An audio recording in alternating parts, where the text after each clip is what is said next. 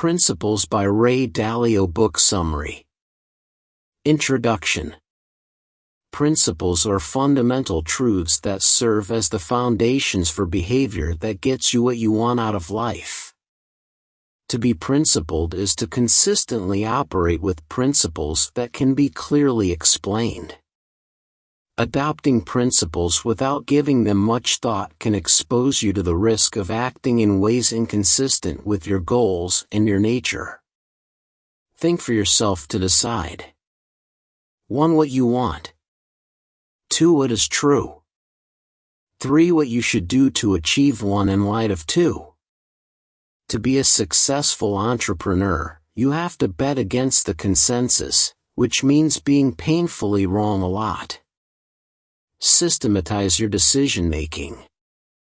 Put it in the forms of algorithms you can put in computers. The most important thing for you to do is write down your principles to clarify them.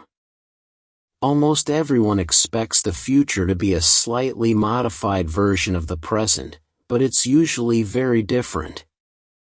Dalio is big on transcendental meditation, learned at the Maharishi Mahesh Yogi Ashram. One lesson Dalio learned was that he was surprised by something only because it hadn't happened in his lifetime.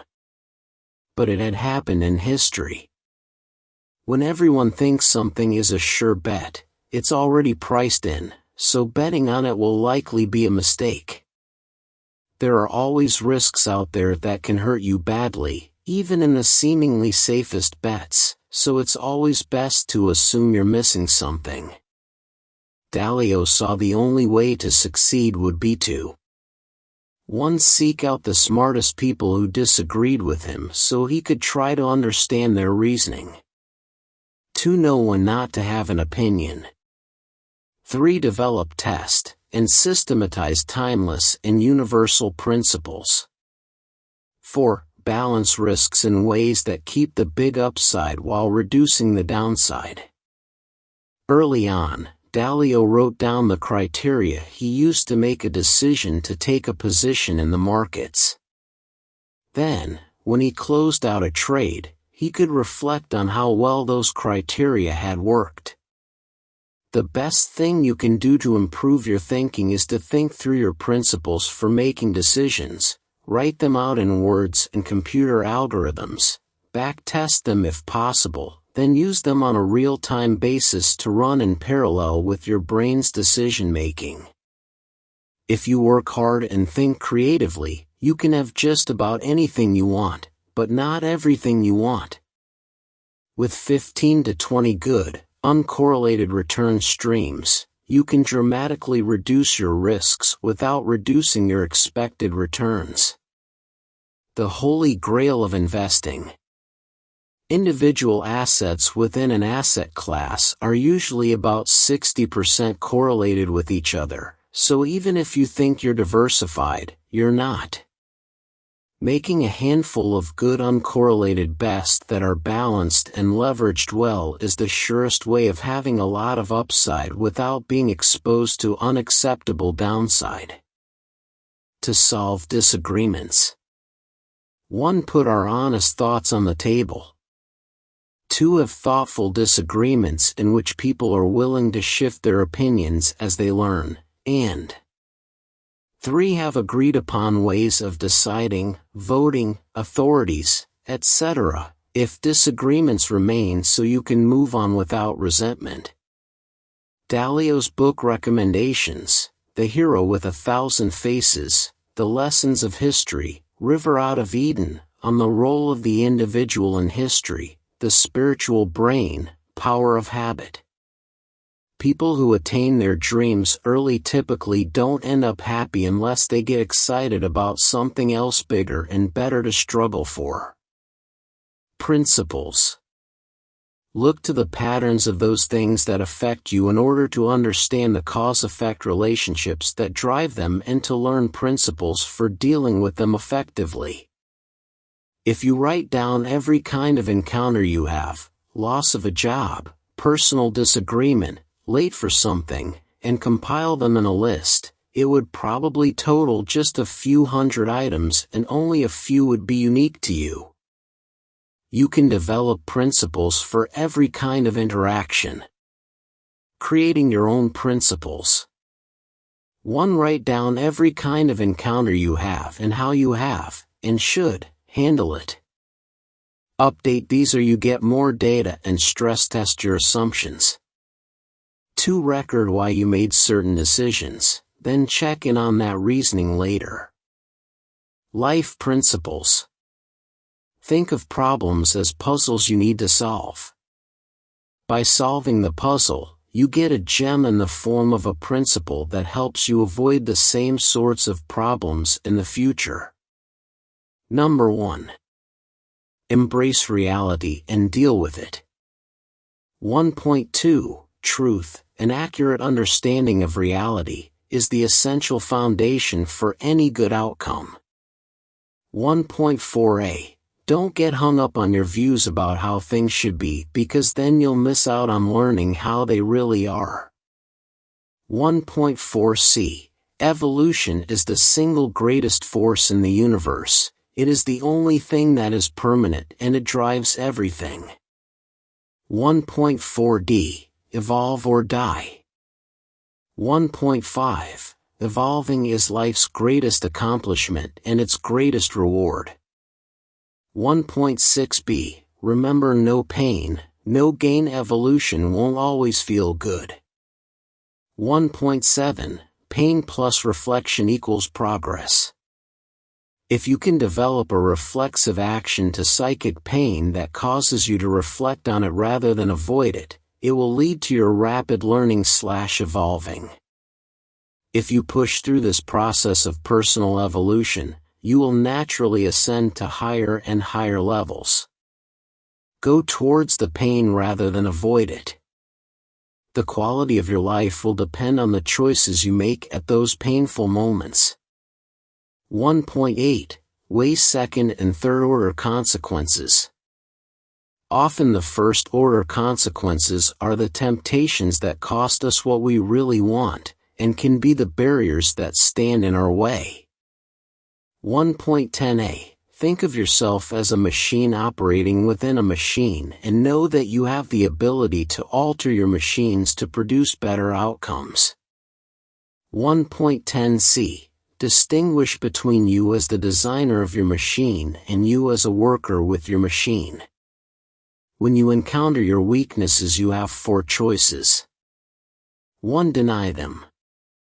2. Accept them and work at them to convert them to strengths. 3. Accept them and find ways around them. 4. Change what you're going after. To confront your own weaknesses.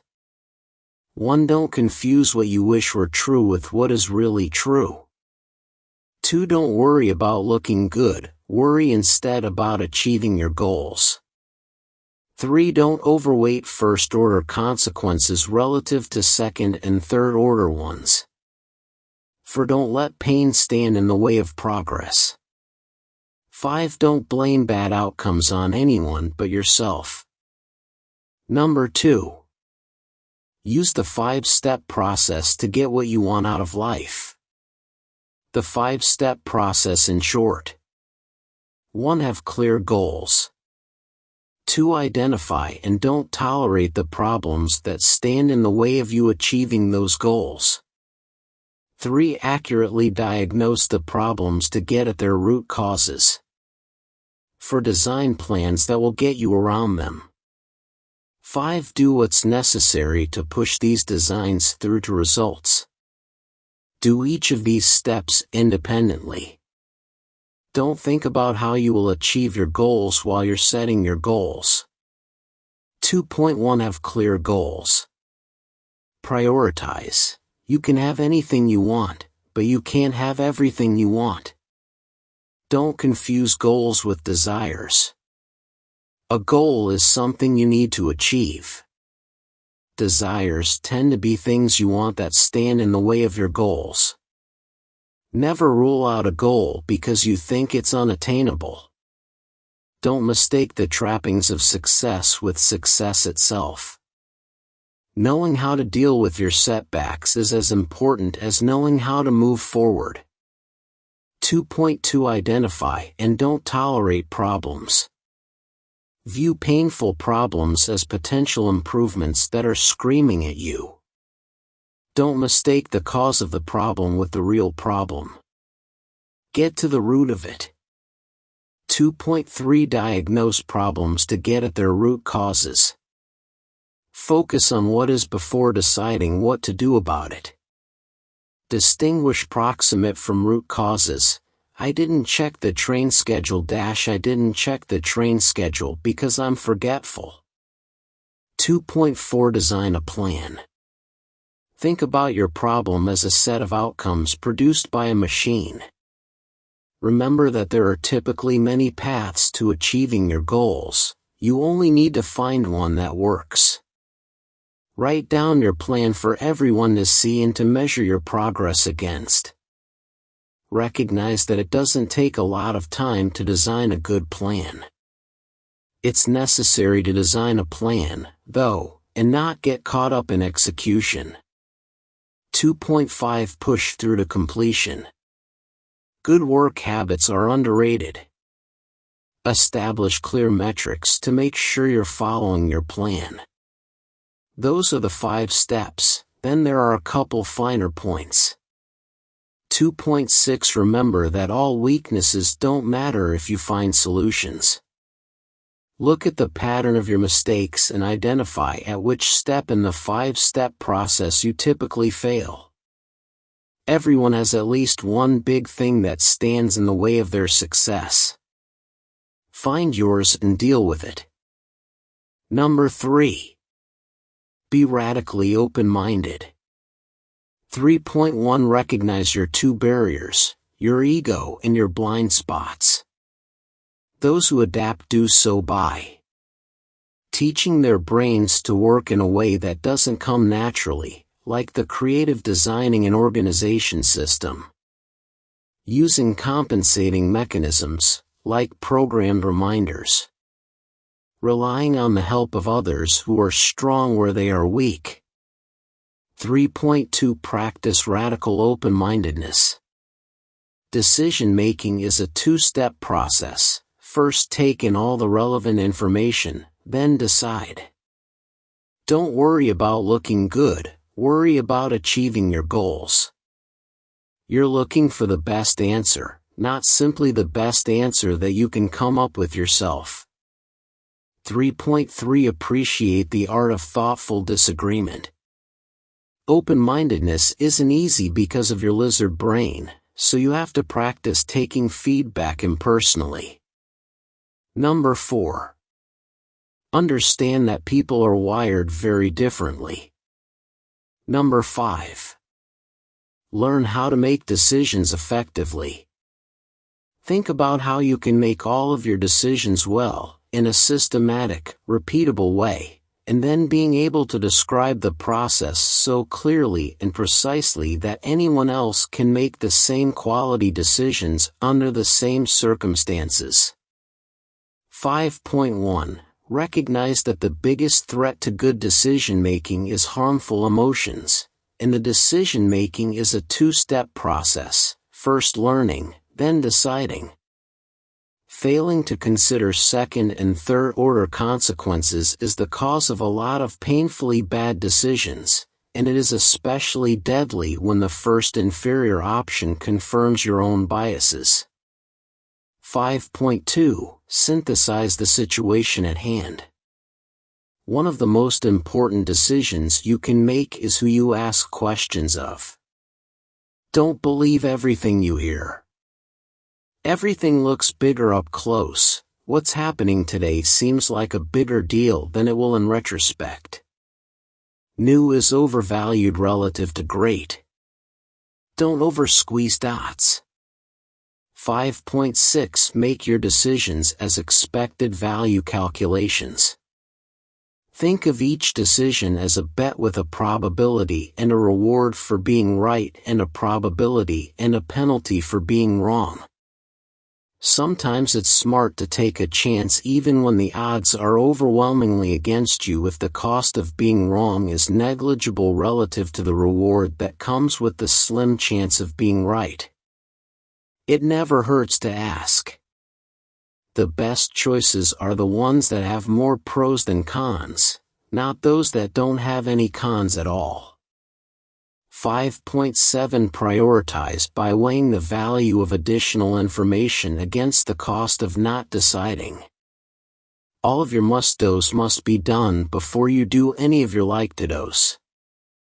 You won't have time to deal with unimportant things, which is better than not having time to deal with important things. 5.9 Use Princples. To do this well, slow down your thinking so you can note the criteria you are using to make your decision. Write the criteria down as a principle. Think about those criteria when you have an outcome to assess, and refine them before the next one of those comes along. 5.11 Convert your principles into algorithms and have the computer make decisions alongside you. Work principles. In order to be great, one can't compromise the uncompromisable.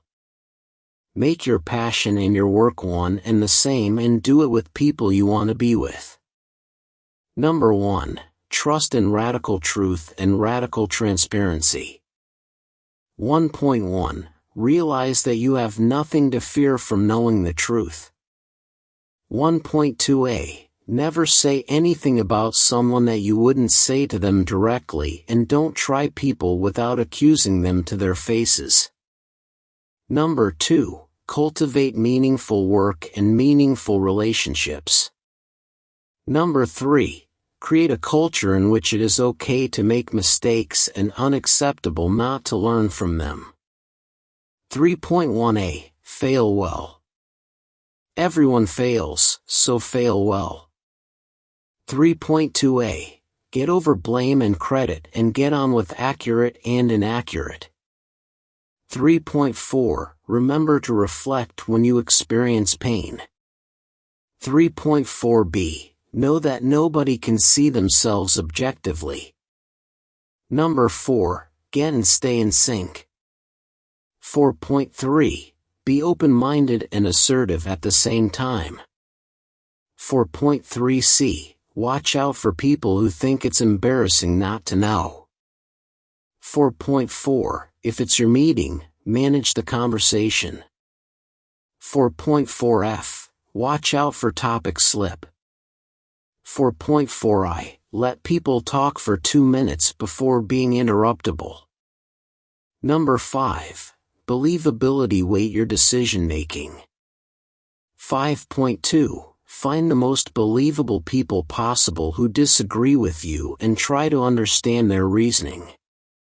5.2b. Remember that believable opinions are most likely to come from people who have successfully accomplished the thing in question at least 3 times, and who have great explanation of the cause-effect relationships that lead them to their conclusions.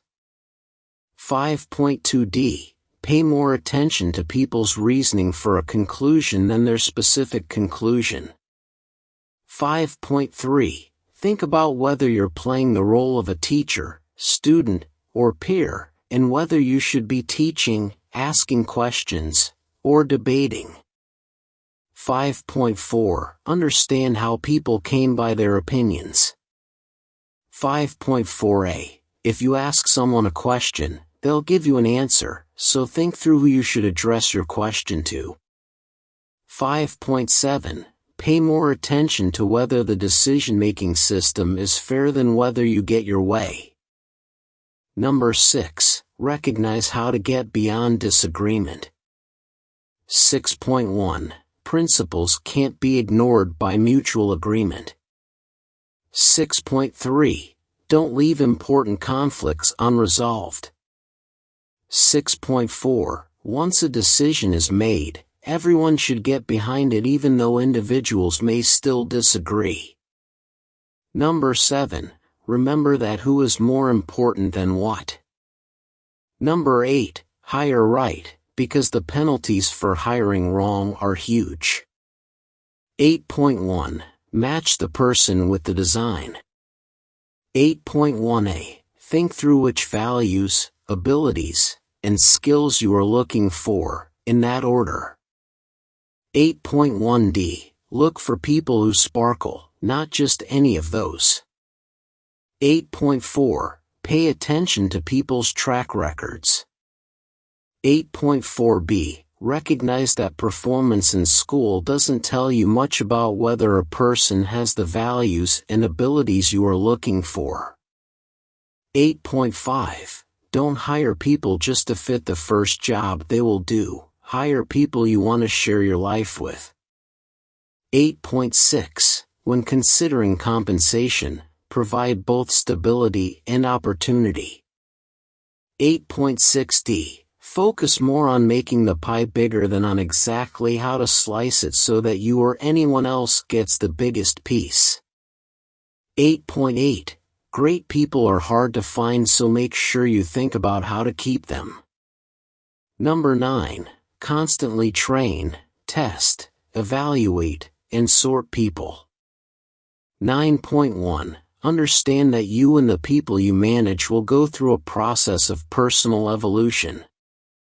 9.1a. Recognize that personal evolution should be relatively rapid and a natural consequence of discovering one's strengths and weaknesses. As a result, career paths are not planned at the outset. 9.3. Evaluate accurately, not kindly. 9.3c. Think about accuracy, not implications.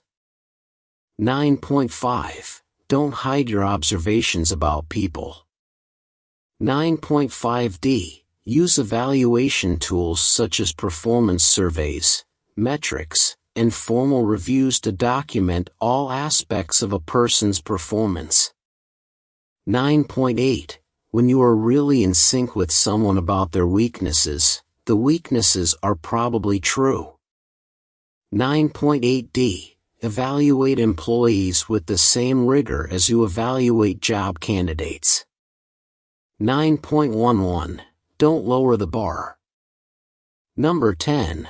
Manage as someone operating a machine to achieve a goal. No matter what work you do, at a high level you are simply setting goals and building machines to help you achieve them. 10.2. For every case you deal with, your approach should have two purposes. To move you closer to your goal. To train and test your machine. 10.5. Clearly assign responsibilities. 10.5b. Watch out for job slip. 10.6. Probe deep and hard to learn what you can expect from your machine. 10.6c. Use daily updates as a tool for staying on top of what your people are doing and thinking. 10.6g. Don't assume that people's answers are correct. You occasionally need to double-check them. 10.6l. Pull all suspicious threads. 10.8. Recognize and deal with key man risk. Every key person should have someone who can replace them. 10.10. Great leadership is generally not what it is made out to be. Being maximally effective is the most important thing that a leader must do. It is more practical to be honest about one's uncertainties, mistakes, and weaknesses than to pretend they don't exist. It is also more important to have good challengers than good followers. 10.10c. Don't give orders and try to be followed. Try to be understood and to understand others by getting in sync. 10.11. Hold yourself and your people accountable and appreciate them for holding you accountable. 10.11a. If you've agreed with someone that something is supposed to go a certain way, make sure it goes that way, unless you get in sync about doing it differently. 10.12. Communicate the plan clearly and have clear metrics conveying whether you are progressing according to it. Number 11. Perceive and don't tolerate problems. Problems are like coal thrown into a locomotive engine because burning them up, inventing and implementing solutions for them, propels us forward. Every problem you find is an opportunity to improve your machine. Identifying and not tolerating problems is one of the most important and disliked things people can do. 11.1. If you're not worried, you need to worry. And if you're worried, you don't need to worry. 11.2. Design and oversee a machine to perceive whether things are good enough or not good enough, or do it yourself. 11.2b. Watch out for the frog boiling in the water syndrome.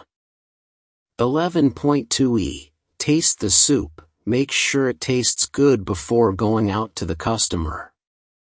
11.4. Don't be afraid to fix the difficult things. 11.4b. Think of the problems you perceive in a machine-like way.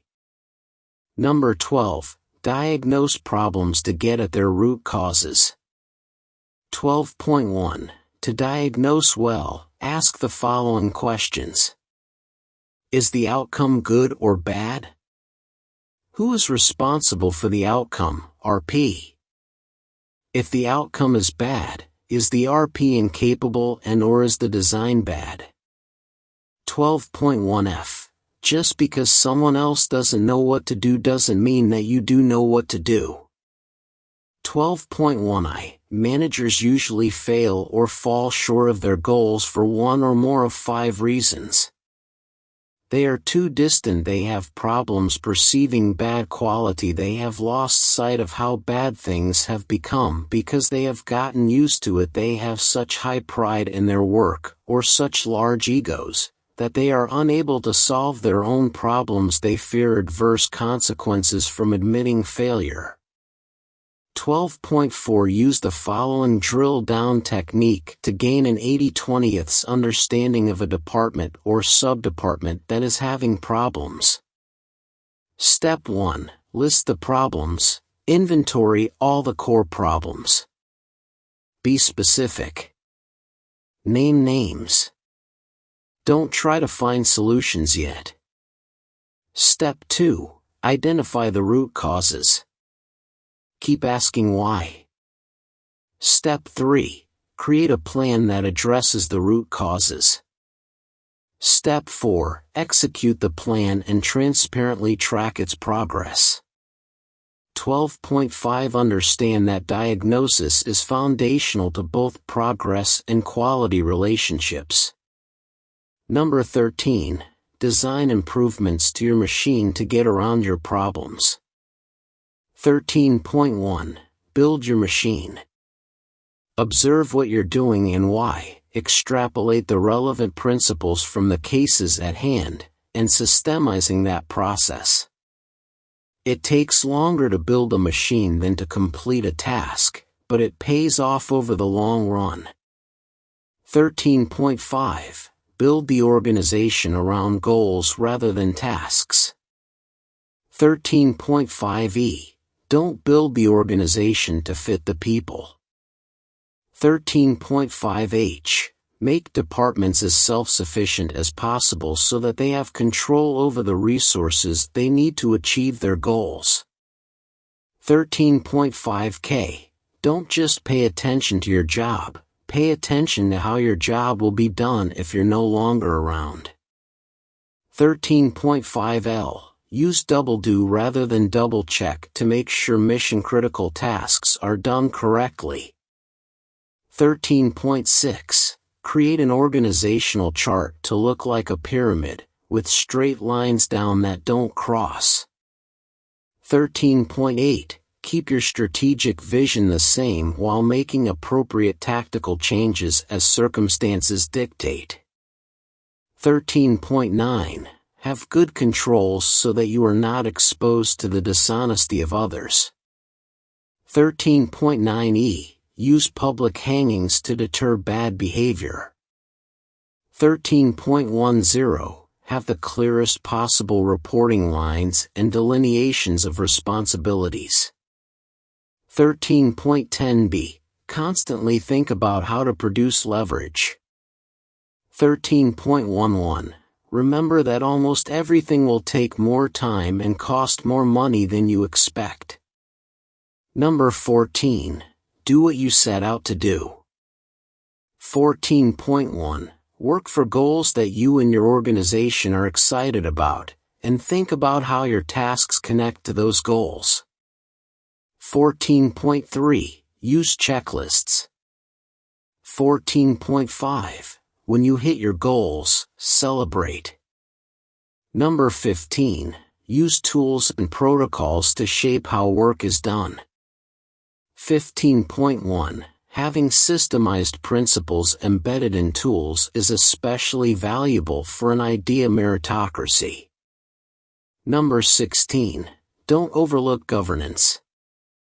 16.1. All organizations must have checks and balances. 16.1b. Make sure that no one is more powerful than the system or so important that they are irreplaceable. Wrap up. An idea meritocracy requires that people do 3 things. Put their honest thoughts on the table for everyone to see. Have thoughtful disagreements where there is quality back and forth in which people evolve their thinking to come up with the best collective answers possible. Abide by idea meritocratic ways of getting past the remaining. The end. I hope you enjoy watching Principle Book Summary. Thank you for watching. Please subscribe, like and share. See you in next videos.